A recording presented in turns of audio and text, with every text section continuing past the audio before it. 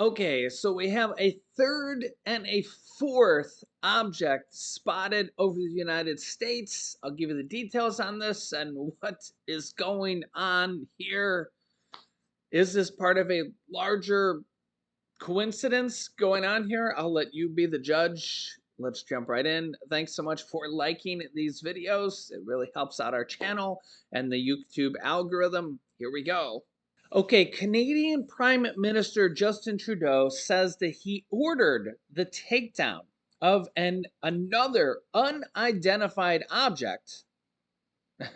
Remember, an unidentified object is technically called a UFO, unidentified flying object, over northern Canada that was in Alaskan airspace before this. I'll show you a video here on this, which will show you the location of this. This is the third object, and then we'll talk about the fourth object as well. Here's what Justin Trudeau says here. He says, quote, I ordered, this is on Twitter, I ordered the takedown of an unidentified object that violated Canadian airspace. Now, remember, an unidentified flying object doesn't necessarily mean it's an alien object, but we don't know what it is quite yet. NORAD command shot down the object. It was actually shot down by a U.S. F-22, as you'll see here, over the Yukon. Canadian and U.S. aircraft were scrambled, and a U.S. F-22 successfully fired at the object, so they worked in coordination here.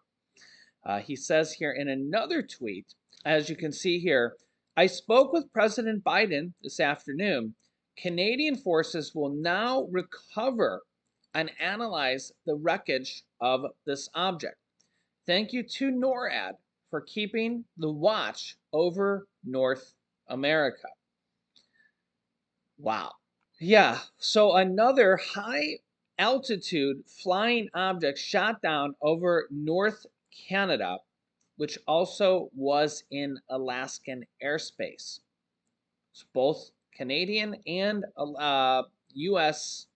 aircraft go in and take down this unidentified flying object, which kind of begs the question, why does this keep happening? Is this all of a sudden? Are these Chinese? We know that the first one, what they're calling the Chinese spy balloon, the big white one, which also had the payload underneath it with kind of the satellite equipment, which, we're recovering now from the ocean. Is there more? Is the second one that was shot down and now the third one that was shot down, are these also Chinese? We'll be finding that out here. We'll talk about the fourth one here in a second as well. Good question to talk about here is, has this been happening all along? We do know that there was 3 more from the Trump administration, as we're starting to learn more information about that now. We'll actually hear a little bit more about that here in this video I'm going to show you. And that President Biden, there was another one earlier in his presidency that we've learned about that wasn't shot down either. But now we're starting to get them. Basically, we've had 3 all within a week, and now a fourth one just came about here, which was, I'll show you here, radar anomaly prompts the US FAA to briefly close some Montana airspace. Yeah. And this also makes you wonder, how did it get all the way into Montana without being discovered? Which really kind of begs a big question. Okay. Here's the details. The US military said late on Saturday night, a radar anomaly prompted the temporary closure of airspace to civilian airplanes in Montana, but no threatening object was detected. But an object was detected, as you'll see here. The North American Airspace Defense Command, known as NORAD, sent fighter aircraft to investigate. but the aircraft did not identify any object to correlate to the radar hits, but they're continuing to monitor.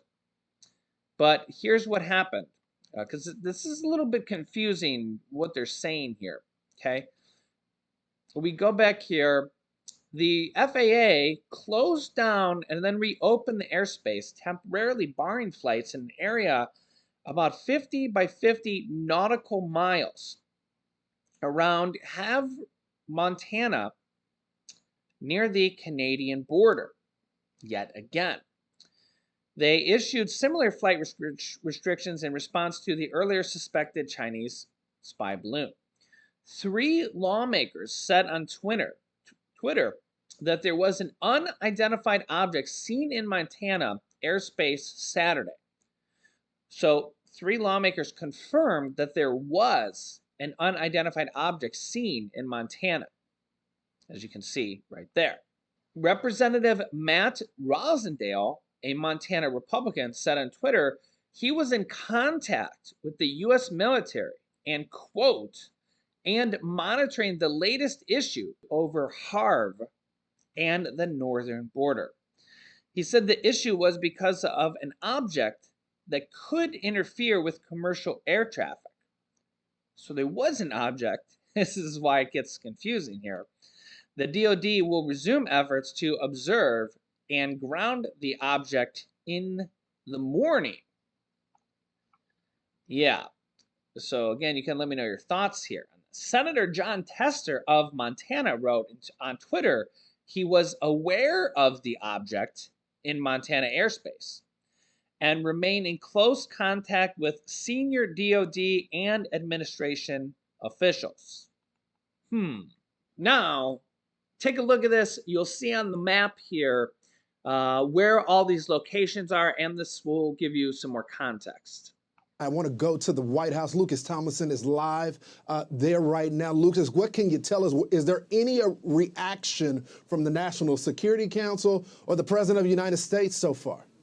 Well, NORAD, good evening, Lawrence. NORAD put out a timeline earlier about how we got here. That latest object was shot down over Canadian airspace in the Yukon Territory, rugged territory, about 100 miles east of Alaska at 3:41 Eastern Time, about 11:41 local. Even though it was flying over Canadian airspace, is notable was a U.S. Air Force F-22 Raptor launched from Elmendorf Air Force Base that shot down that object. This is the 3rd time in the past week that U.S. Air Force F-22s have shot down an aircraft over North America, as you can see here from our chart. A week ago over the coast of South Carolina, yesterday off the northern coast of Alaska, as you see here, and just now this afternoon in the Yukon Territory. We had that FAA warning closing some airspace over Montana. It appears that was done out of an abundance of caution is what we're hearing now.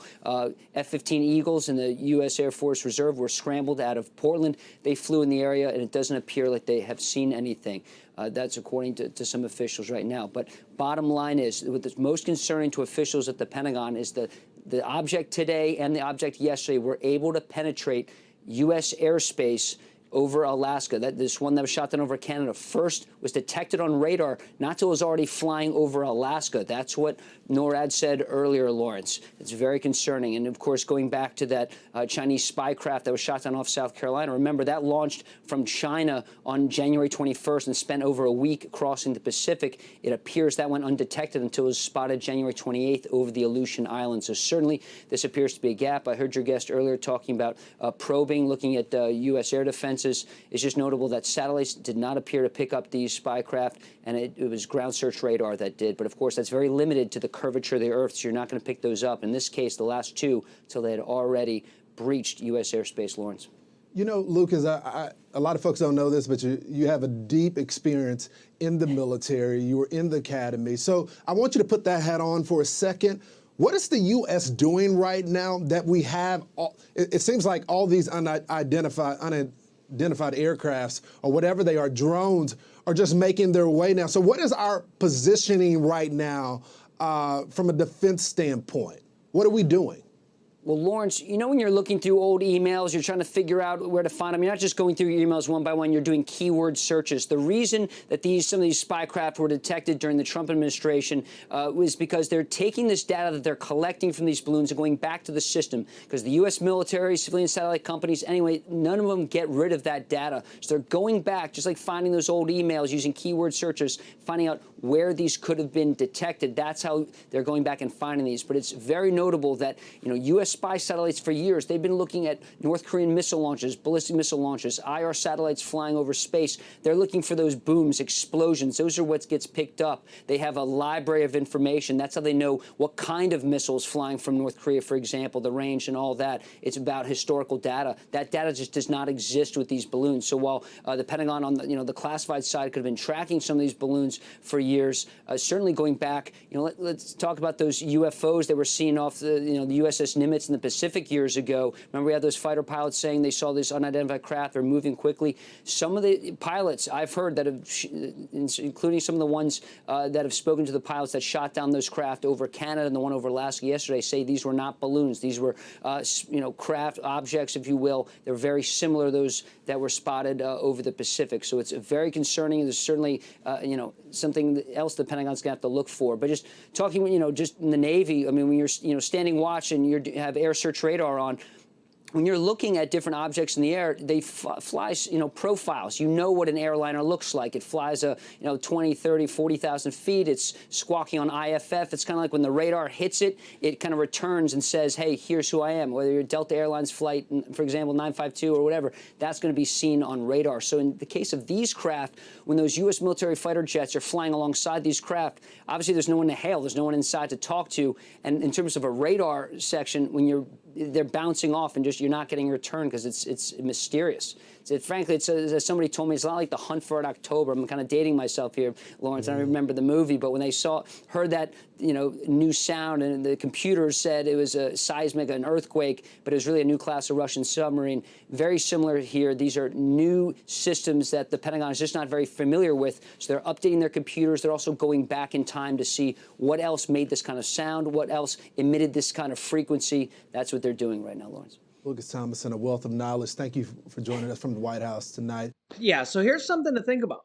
What if these balloons or these unidentified flying objects, because we don't know what number 2, 3, or 4 were yet, what if they were carrying something? What if they were carrying, some people have talked about what if they were carrying a virus, but what if they were carrying bombs? What if they were carrying missiles? We don't know. But what if in the future something like that happens? What about this one that was over Montana? How did it get there? How did it get all the way over Montana without being identified? How did it get that far into the country, let alone California? How did it get all the way there? And why aren't these being identified earlier? Why aren't they being identified before they even get into U.S. airspace? So this is a problem. Now, I understand that, especially like the one that was 40,000 feet up, that's like where airplanes fly. So this is a significant problem, and this is a weakness in our defense system, because if this is where airplanes fly, they need to be able to detect this stuff. And if they're not detecting this stuff, who's to say that an enemy aircraft couldn't literally just fly in here and do something, do anything? Put your imagination to it, because this is a significant vulnerability in our defense system. And the other problem is that if this happened 3 times in the Trump administration and Trump wasn't even alerted to it or whatever happened there, and we're only finding out about it now, maybe because they did an email search on it and they say, oh, yeah, well, there it is. It was in the data. We didn't even tell the president about it or whatever happened there, right? How many other times has this happened? So we'll find out here, but this is a significant problem. and I'll keep you up to date here. I actually got some more for you guys in the next video. So if you haven't yet, make sure to subscribe down below to our YouTube channel. Click the bell icon so you don't miss out on new videos that come out here every day at 10 a.m., 3 p.m., and 8 p.m. Eastern Standard Time. And also thanks for liking and sharing these videos. Help our YouTube channel grow and reach new viewers. Just liking our videos alone will help the YouTube algorithm promote our videos to new viewers. So thanks for watching. Here's some videos you can watch next. Here is a new video on Putin's new plans. Very big video on that. And here is a new update video on Social Security updates, what Congress is working on. Very big video there. So click on one of those videos next. Thanks for watching, guys, and I'll see you in the next video.